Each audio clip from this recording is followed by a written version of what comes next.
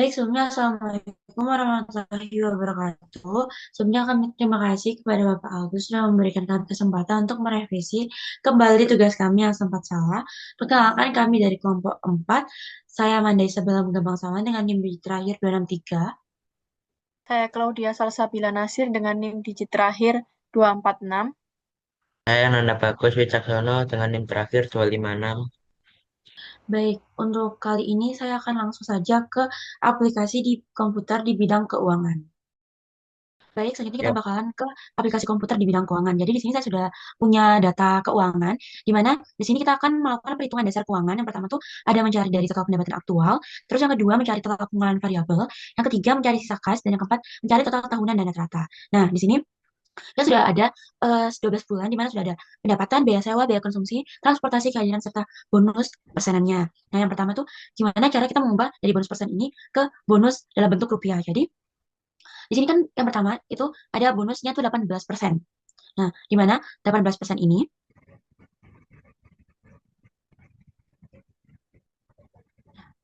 nah, nanti 18% ini kalian kalikan dengan pendapatan yang asli. Jadi 18% dari pendapatan yang asli bakalan mendapatkan bonus, di mana nanti kalian tarik ke bawah, jadi semua bonusnya itu langsung dapat. Nah, dari pertanyaan pertama yaitu cara mendapatkan total pendapatan aktual. Nah, total pendapatan aktual itu menghitungnya tuh dengan cara menambahkan dari bonus tadi, bonus pasangannya diubah dari, menjadi bonus rupiah, terus kita tambahkan dengan pendapatan yang asli. Nah, hasilnya itulah nanti akan menjadi pendapatan aktual. Nah, contoh saja, tiga kan pendapatan aslinya itu 77.508.713 rupiah. Nah, untuk bonusnya itu kita dapat 18% dengan setara 13.991.568 rupiah. Nah, berarti total pendapatan aktualnya yaitu menambahkan pendapatan dengan bonusnya yang dengan totalnya itu 91.461.281.34 rupiah seperti itu. Nanti kalian tinggal tarik ke bawah saja, dan misal kalau nggak mau berubah nanti tinggal kasih dolar saja di depan 8 B4-nya di plus H4-nya seperti itu. Terus yang kedua itu mencari total pengeluaran variabel. Ya, rumusnya di mana total pengeluaran variabel per bulan rumusnya biaya konsumsi ditambah biaya transportasi ditambah biaya kehadiran. Nah, di sini biaya konsumsinya itu 4.371.907 rupiah. Ditambah biaya transportasinya 2.988.463 rupiah. Ditambah biaya kehadiran 1.059 rupiah 529 rupiah. Di mana totalnya itu menjadi 8.019.899 rupiah.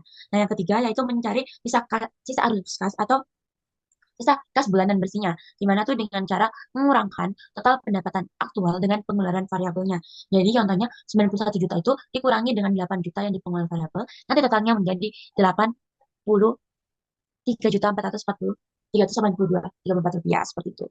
Terus selanjutnya yaitu mencari status kinerja bulanan. Jadi di sini kita udah ada evaluasi anggaran dan perincian di mana target kas kita itu di 96 juta rupiah. Nah, gimana cara mencari status kinerja bulanan? Jadi rumusnya itu menggunakan rumus if and. Nah, di mana if and-nya itu kita mengetahui kan is arus losnya itu 83 juta sekian. Nah, itu lebih lebih besar sama dengan target kasnya 96 juta, terus D4-nya, terus biaya konsumsinya itu lebih kecil sama dengan 18 juta, 1.846 dua 846.246 rupiah. Nah, itu contoh percontohan angkanya saja. Jadi, misal contoh angkanya itu 1.846.246 rupiah. Nah, target gasnya itu 96 juta rupiah. Jadi, nanti tinggal masukkan dalam rumus if ini. Nah, kalau misal baik, ditulis baik, dan misalnya diawasi, itu bakalan muncul diawasi. Selanjutnya, yaitu peringatan biaya tinggi. Nah, itu membuat kolom baru sama kita memakai if, tapi kita memakai if or. Di mana F4-nya sendiri F4 itu adalah biaya kehadirannya, contohnya 1.059.529 rupiah, lebih besar sama dengan target kas. Terus biaya transportasinya itu lebih besar sama dengan 7.646.246 rupiah. Jika lebih besar dari 96 juta itu pantau, kalau lebih besar dari 7 juta itu oke. Nah, muncullah peringatan biaya tingginya seperti itu. Nah, baik, mungkin itu saja pemaparan pemaparan dari praktek komputer untuk bidang keuangan. Selanjutnya yaitu praktek komputer di bidang pemasaran. Jadi di sini saya sudah ada soal atau tabel data penjualan, data produk dan target dan bonus. Nah, di sini kita bakalan menganalisis kinerja pemasaran Qmart, di mana untuk yang pertama itu kita bakalan mencari total revenue-nya. Nah, scroll ke bawah.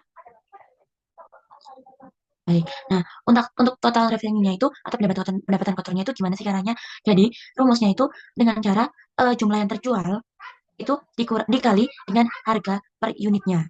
Jadi harga yang terjual itu kan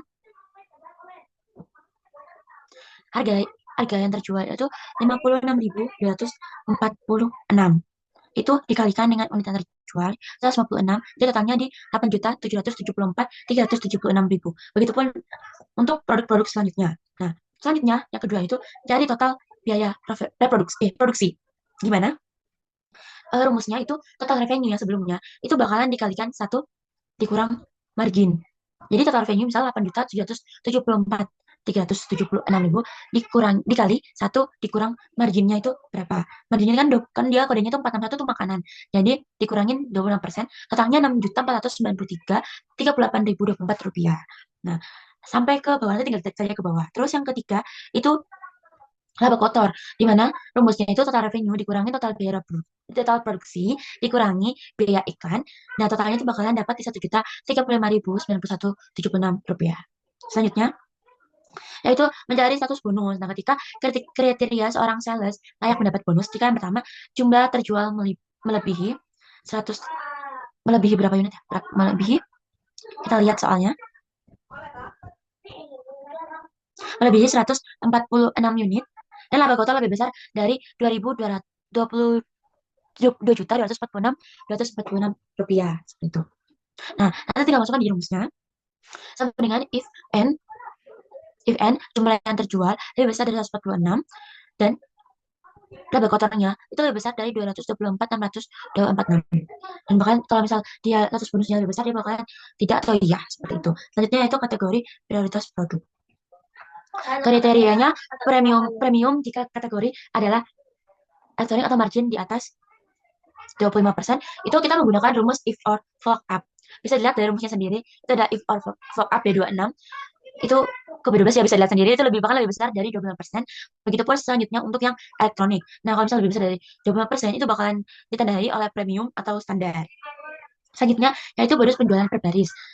Dimana untuk rumusnya sendiri sama, pakai if fuck up, dimana sendiri itu bakalan jika jumlah yang terjual itu lebih besar atau sama dengan target dengan penjualan untuk regionnya, maka bonusnya akan capai target dengan yang ditandai dengan huruf X jika tidak ada bonusnya. Nah, di sini kita ketahui bahwa tidak ada bonusnya karena jumlah targetnya tidak memenuhi seperti itu. Selanjutnya yaitu yang terakhir mengenai pajak region. Untuk rumusnya sendiri kita menggunakan rumus flock up seperti yang tertera.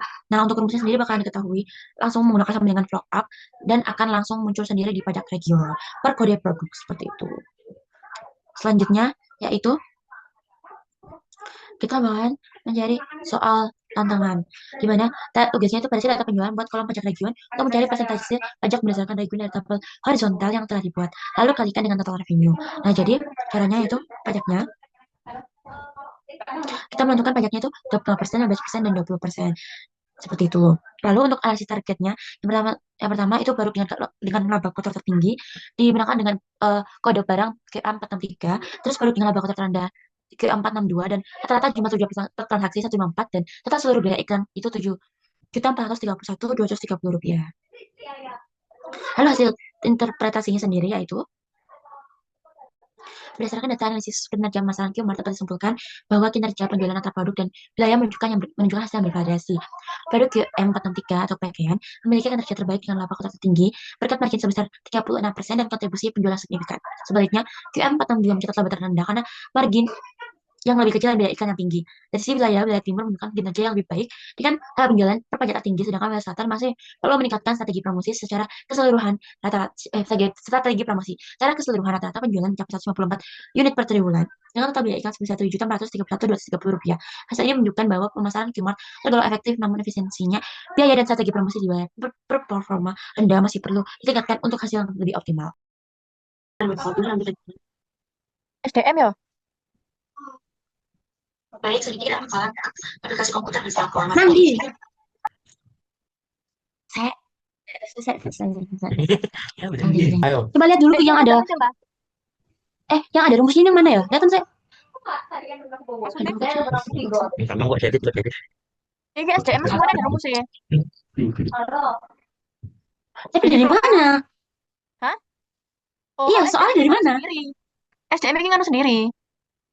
Beda penjelasan sama punya Bapak. Ini aku dari YouTube penjelasannya.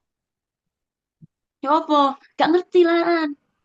Kalau iki kayak vlog up ini, terus masukin rumusnya dari sini Aku loh. aku coba aku coba. Gaji pokok Ya, ini, satu gua. Sebentar dulu. terus Aku titik coba. koma, dua titik koma false. Aku Apa mau tak coba. kirimin YouTube kita? Terus sama saya kita kan terakhir kan, kita Abang kan coba sih. terakhir kan. Terus itu Aku banget bisa. ya aku. Bisa. Terus saya, Jadi kan. Bisa. guys, yang di luar minta tolong ya, bisa guys. Kasih, love you.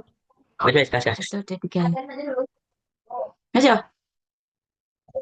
Terus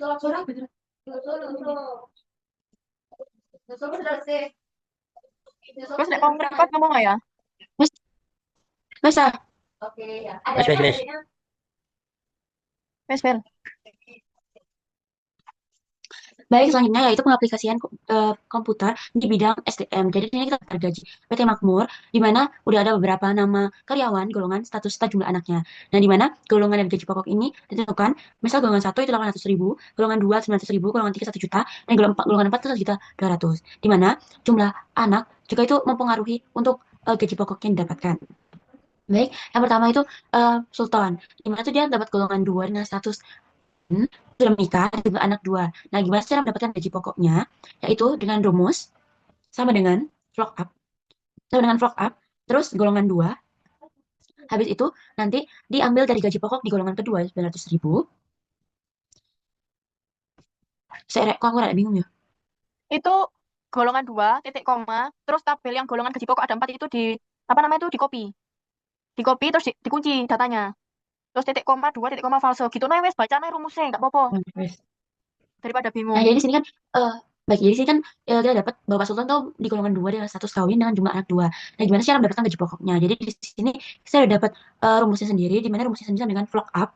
Vlog up di mana dia dapat di golongan dua jadi B5 titik koma golongan di gaji pokok, habis itu di blok semuanya, habis itu jumlah anaknya ada dua, habis itu false dalam kurung. Nah, jadinya nanti Pak Sultan mendapatkan gaji pokok 900.000 sama dengan kayak Pak Bima. Nah, Pak Bima ini di golongan kedua dengan 103 kawin dan tanpa jumlah anak. Jadi nanti untuk rumusnya sendiri sama seperti sebelumnya, cuman di bagian anak nanti kita tinggal kosongkan saja. Lanjut, tunjangan istri. Nah, tunjangan istri sendiri itu kita ketahui bahwa jika status kawin, tunjangan istri itu dari 10% dari gaji pokok, dan jika TK maka tunjangannya itu nol. Nah, maka dari itu karena karena Pak Sultan sudah kawin, maka tunjangan istrinya itu 90.000. Lalu jika jumlah anaknya itu kurang dari dua, maka 5% dari gaji pokok itu sama dengan jumlah yang sama dengan tunjangan anaknya. Jadi tunjangan anak dari Pak Sultan sendiri itu 90.000. Tapi jika jumlah anaknya itu lebih besar dari tiga, maka 5% gaji pokoknya itu bakalan dikalikan dua, seperti itu. Selanjutnya yaitu gaji kotor. Nah, gaji kotornya didapat dari mana? Dari gaji pokoknya ditambah tunjangan istri ditambah tunjangan anak. Misal Pak Soto sudah mendapatkan gaji pokok 900.000. Nah, tunjangan istrinya itu 90.000 ditambah lagi tunjangan anak 90.000. Totalnya 1.080.000 rupiah.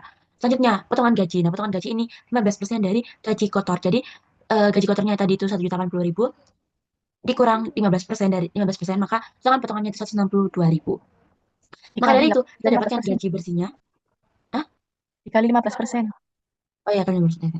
Nah, maka Potongan. dari itu cara mendapatkan gaji kotornya itu, yaitu cara mendapatkan potongannya itu dengan cara potongan gajinya kan 15%, maka dari itu gaji kotornya dikali 15% dapat potongannya 162.000. Lalu gimana cara dapat gaji bersihnya? Dari gaji kotor itu 1.080.000 itu dikurangi dengan hasil dari potongan gajinya. Maka itu 1.080.000 dikurang 162.000 jadinya 918.000.